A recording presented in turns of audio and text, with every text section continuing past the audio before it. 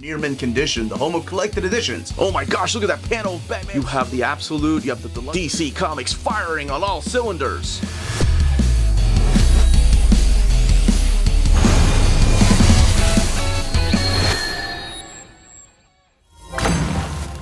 How's it going, all you minties? Uncanny Omar here from Near Mint Condition, the home of collected editions. And join me today for the latest DC Omnibus overview, and that is the Justice League by Scott Snyder and James Tynion IV Omnibus Volume 2 from DC Comics. So, let's go ahead and check this book out together.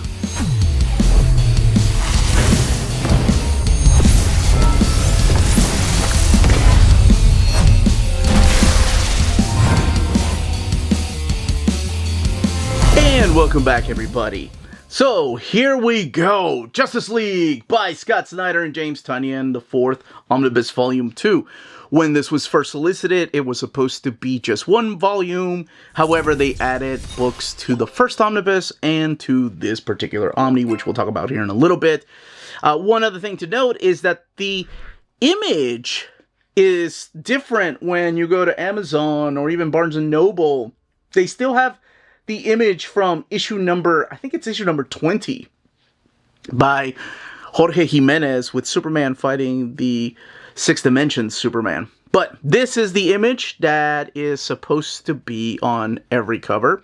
And this one is supplied by Jerome Pena and features our main cast of characters, although we have other Justice Leaguers in here, or League members. But Superman, Wonder Woman, Batman, Flash, Cyborg, Martian Manhunter, Green Lantern, and Aquaman. Scott Snyder, James Tynion IV, Omnibus Volume 2, Justice League, look how big that is, by Scott Snyder and James Tynion, and Omnibus Volume 2, the DC Bullet logo, just like the first volume. And speaking of that, let's actually put it on the shelf, because this is immediately the follow-up to that Justice League. It is the most recent Justice League Omnibus too, so this is the most present day that we have collected. I'm not sure if we'll get a Bendis collection one day, or Jonathan, or who was it? Joshua Williamson, Robert Venditti. Not sure if we'll get those in oversized format. I hope we do. And then the back of the book telling you what's collected in here, the ISBN. And they actually put a rating here of 15 plus. It's interesting. The book retails for $125. Now let's look underneath the dust jacket. You have the cover here, but without the logo. And then on the left-hand side, images of the Justice League Trap and the bio on Scott Snyder and James Tynion IV over here on the right-hand side. Now let's take a closer look at this. We have the same image as no, actually, it is a different image. Because we have Perpetua here. I thought we would have her in the back, but no, we don't. We actually have this image right here of the Doom Squad versus Perpetua. All right, let's go ahead and crack this omnibus open. Talk about the stories found in here. By the way, these stories have been previously collected in oversized format. Some of them, not all of them, but we have Justice League over here. Volumes 2 and 3, or I'm sorry, book 1 and 2, Uncanny Omar Can't Count. Part of this and all of this are collected in here. Plus this has more. The paper stock they're using is different than what they use for the deluxe editions, which I'll do a comparison here in a little bit. Okay, now let's get it open. Talk about these particular stories found in here, and look at the artwork and extras in the back. And of course, do a quick comparison to that deluxe edition. Okay, let's go ahead and open this up. And we have end sheets right here. Different ones. We have Perpetua. And we've got the Batman Who Laughs. Justice League by Scott Snyder and James Tynion IV. Omnibus Volume 2. And then over here are the credits. The rest of the people that helped put this together. Jorge Jimenez also taking the writing credit.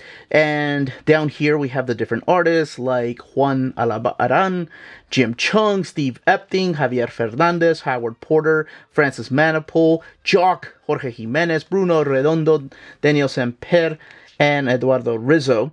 And down here are the colors like David Baron and Alejandro Sanchez. Down here are the letters like Sal Cipriano and Travis Lanham and Tom Napolitano.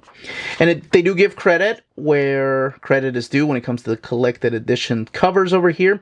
Superman, Supergirl, created by, and your table of contents. No introduction this time, neither from Scott Snyder nor James Tynion IV. We just jump right into the table of contents, which is Justice League issue number 19, page 7 over here. And there are page numbers, for those people wondering. And they tell you when the issues originally came out, what the issue was called, and how it's mapped. So you can see here, they go all the way to 25, then we have Batman Who Laughs, and coming back to 26, and then ending it with the Year of the Villain, and then you have bonus material right here.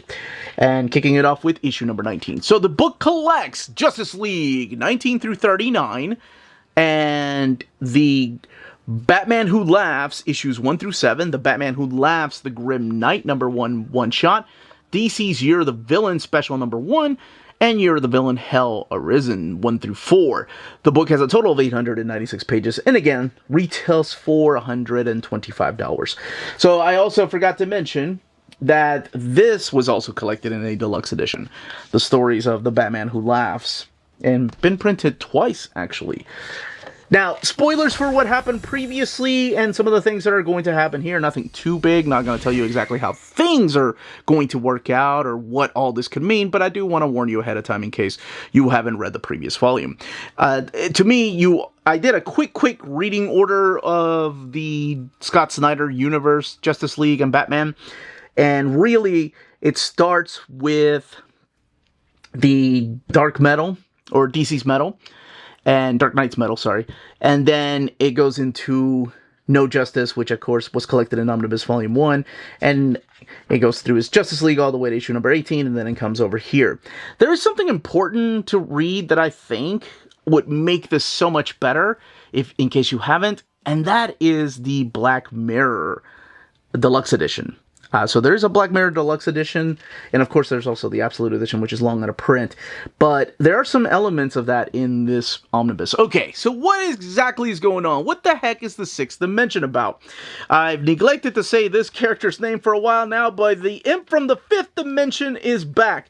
And that is Mr. Mixopiddle... that guy, Mr. M. That's what I'll call him from now on. Wasn't there a mutant called Mr. M? Yeah. I think there was. Anyway, so he is back, causing all kinds of trouble for the Justice League, who are still here on Earth. Meanwhile, the Hall of Doom is trying to work out a plan with Perpetua, trying to wake her up. And this really does feel like it will lead into the death metal crossover, because everything that's happening here will affect that. What ends up happening is that the Sixth Dimension is this world where the Justice League has figured out how to create peace across Earth, maybe the galaxy. It's a future version of Earth where a utopia has been created, and the heroes have won. And all the heroes from our time need to do is just accept the fact that they've won. So you've got different characters here from our universe, looking a little bit different. You've got Batman, you've got Wonder Woman, Superman, Green Lantern, Flashes, that's right, Flashes, Martian Manhunter, Hawk Woman, and who is this little guy? But is everything real? Of course, with this cover right here. Or is it all Mr. M, as I will call him? Or is something else pulling the strings of these particular stories? By the way, on the opposite side of the standard edition covers is where you're going to find some of the variant covers. I love when they do that, not putting everything in the back. And I like when they do that because it kind of gives you something else to look at. What I would love for them to start doing is actually putting the credits over here so you know what issue you're on, in case something doesn't have a variant cover, although we know better that these days they all have variant covers just about. But while this is going on, the Legion of Doom and in their hideout, all being led by Lex Luthor, they're getting closer and closer to their objective that they've been trying to get to for a while, and that is liberating this character known as Perpetua, who claims to be the mother of the universe. And you actually have characters here that haven't been around or haven't been a big important part of the Justice League in a while. You know, while we have our main Justice League members like Batman and Flash during this time, by the way, Flash is Barry Allen, Green Lantern is John Stewart, you have Hawkgirl and Martian Manhunter, Mira, Superman, and Wonder Woman. You also have Will Payton over here, Starman, who actually plays a big important part. I love when writers do that. Of course, Grant Morrison did it in their run of JLA. And you've got Mark Waid using characters, like obscure characters that they probably have some kind of ties to that they really enjoy. And they get to put them on a team book like this. There's a beautiful moment that happens here towards the end of this particular storyline called The Sixth Dimension. I don't want to spoil it for anybody, but it has to do with family, and it brought a tear to my eye. I'm not even gonna lie. Like, I don't know if y'all have read it, when Superman is trying to get out of this prison that he's in. I thought it was really beautiful, and oh my gosh, yeah, tears to my eyes. Now, the next thing that's collected in here, because we're going by different story arcs, is the Batman Who Laughs.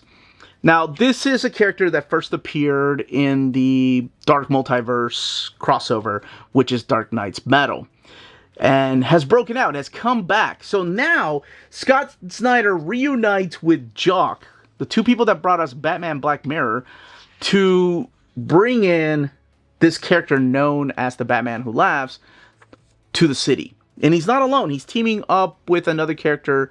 Well, you could probably guess by the miniseries that is collected in here. The character known as the Grim Knight, who's another Batman from another universe, who's a little bit like the Punisher. So this is the story of the Batman Who Laughs, who ends up recruiting Bruce from another universe to come over here and take down this universe's Bruce. And what ends up really happening, and why I say I think it's a very important follow-up to the Black Mirror, is that you're going to see a lot of character interactions between Jim Gordon and his son. And I didn't expect to find that here. And they're both trying to stop the psycho Batman Who Laughs. So it's not just Batman Bruce Wayne trying to stop him. It's actually father and son trying to stop this Batman Who Laughs. And to me, it feels like a part of a sequel to Metal, but also a part of a sequel to the Black Mirror story. And they even have a Grim Knight one-shot in here that's collected. And again, artwork by Jock. What will kick off the last story arc of Justice League is this Year of the Villain special. This is Scott Snyder and James Tynion writing the stories. Doom is written by Scott Snyder, Jim Chung doing the art, and Justice is written by James Tynion and Francis Manapul doing the art there. But this is really setting up the entire Year of the Villain and the last story arc in here, which is the Apex Predator storyline. Now we move on to the Apex Predator story. So this is all kind of a retelling of things that we've known about in the DC universe. And what they go back to is a little bit of Crisis on Infinite Earths, because we've established who the characters of the Monitor, the Anti-Monitor are, and just what role they play whenever there's a crisis. Well, when Scott Snyder wanted to do another crossover called Dark Knight's Death Metal, which immediately happens after this Omnibus, he wanted to do a couple of things that are different. So now we have not just the Monitor and Anti-Monitor playing a big role in all of this, but also someone known as the World Forger. And what their role is to try to stop Perpetua. But remember when I said the Legion of Doom was trying to get to wake Perpetua up, and eventually, well, they succeed, but what does that mean? Well, that means that the Mother of Creation has unleashed the multiverse and now has Lex Luthor as her side. And of course the rest of the Legion of Doom. One very important thing that I forgot to I cannot believe I forgot to mention this, because I think it happens in issue number 20 or 19. Does it happen in 19? No, it happens in 20. I'm sorry, I have to go back because this is completely worth it. It's the first appearance of Jarro as Robin. The best Robin to a lot of people. Yes, it was important to go back. Jarro plays a big part in this. Remarkably so. I know a lot of people that got emotionally moved by the character. But anyway, this last story arc is all about Perpetua and making Lex Luthor this Apex Predator, hence the Apex title. While the Justice League have to travel to the future and to the past in order to find remnants of something called totality. If you think of totality, why can't I say that word? Totality. Like the Infinity Gauntlet? So yes, totality is to Lex Luthor what the Infinity Gauntlet was to Thanos, to put it in simpler terms. If you don't know what the Infinity Gauntlet or Thanos is, I guess that did not help. But yes, future, past, characters that we've seen before, characters from the JSA, characters from different Earths, Kamandi, the last boy on Earth, all of them coming together to fight off against this creature, this mother of creation, and nobody knows exactly who she is or where she came from, this source wall. But that's what the last story arc is in here, and then we move on to the Year of the Villain, Hell Arisen. So again, standard cover and the variant cover on the opposite side. So we've had this Apex Predator that Lex has transformed into. We've had Perpetua going across the multiverse, trying to destroy everything or maybe recreate it. And this is, you know, whenever you have characters like Lex Luthor and someone like the Joker isn't just going to stand there and let Lex Luthor do everything they want to. So that's where the Batman Who Laughs comes in. And this miniseries, which will end up wrapping up this omnibus, will end up setting up the death metal. Now, there was an omnibus that was in the catalog a few years, I want to say about 5 years ago. It was called Year of the Villain. And because Year of the Villain, I don't know if people remember this or maybe they didn't realize it, had a lot of miniseries. And it crossed over into issues of like Aquaman and Batgirl, and Batman and the Outsiders, Deathstroke, the Terrifics. They had their own, I want to say, mini-series too that wasn't just Hell Arisen. So there was a Year of the Villain omnibus that was supposed to come out. And I think there were even some one-shots, if I'm not mistaken, like Black Adam and Black Mask, maybe, I think. Or am I thinking of the DC villains? No, I think there was like the Riddler and also like the Joker Year of the Villain, and then I think some infected stuff, because infected stuff does play a part in this. However, that got pulled out of the catalog and it eventually got canceled. So maybe one day they'll do it. I don't know if you're a huge fan of the Year of the Villain, but that's what it was it was supposed to be about. All right, let's get to these extras back here. The extras, mainly it's a lot of the variant covers. So you have this connecting cover right here of Justice League 20. And then you have the full back cover here. And again, they give credit up at the top as to who the variant artist was. And I love this homage cover, by the way. It's not all of them. Remember, sometimes they're in between issues or on the opposite side of the standard edition covers. A lot of Batman Who Laughs. He was a very popular character. Very popular. That's awesome. That is by Philip Tan. Yeah, that guy went on... I don't know, when was the last time we saw that character? And then we have sketches and the process material back here. It's been a while since we've seen him, I think. And I say a while, but... maybe it's just a few years. Apex Lex, and then the end sheets. Now let's take a look. 896 pages, sewn binding, and there's that eye. Not a big eye. We've seen bigger. We've seen smaller. So how does it affect the way the book lays over? It's not too tight, actually. It lays over pretty well. There is a little bit of gutter loss happening, and the paper stock is this glossy paper stock they're using. It's not as thick as it used to be, but it's also not the satin paper stock they used for a while, nor that matte paper, or some people thought it was newsprint paper that they were using in the deluxe editions. So there is just a tad of bleed through happening. Not a lot. Jarl! And I love that picture. So what I want to do is quickly compare it, especially this issue number 19, to the Deluxe Edition Volume 2. The Deluxe Edition Volume 2 uses this matte, or actually it's almost like a satin paper stock that they're using. Very similar to what they were using for some of the Omnis last year. One thing to note is that this was also, I think this one was glued binding. And this one's over here, sewn binding. And again, using glossy paper stock. So you can see just a little bit of the differences in the colors in the way the paper stock, because different paper stock, of course, absorbs colors differently. That's why sometimes it's good to think ahead and plan out what paper stock to use. And here we go. Double page spread. Let's see, Wonder Woman, for example. I don't think, no matter how much I hold down, you can't really see all of Perpetua's hand or Wonder Woman. There's a little bit over her shoulder.